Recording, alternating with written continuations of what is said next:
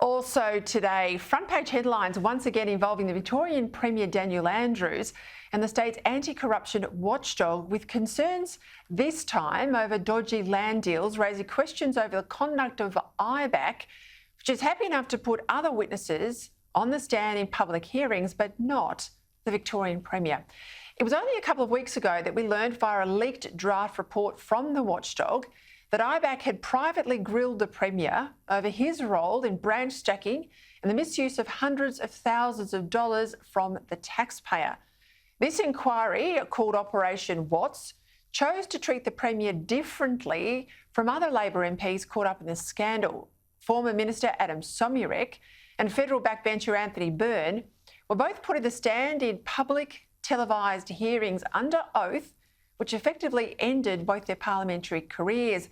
Well, now it's emerged in today's Australian newspaper that IBAC has also grilled the Premier in another corruption inquiry it's running called Operation SANDON, this time, related to a rezoning scandal where a party donor might have expected special favours. And just as before, no public hearing for Andrews. Once again, it's all conducted in secret. Now, earlier this year, one of those publicly grilled in this same rezoning investigation, a former mayor for the city of Casey, committed suicide.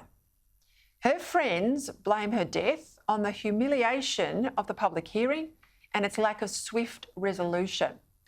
According to The Australian, in this second hearing, the Premier first agreed and then denied that he'd been given the mobile number of a property developer and donor.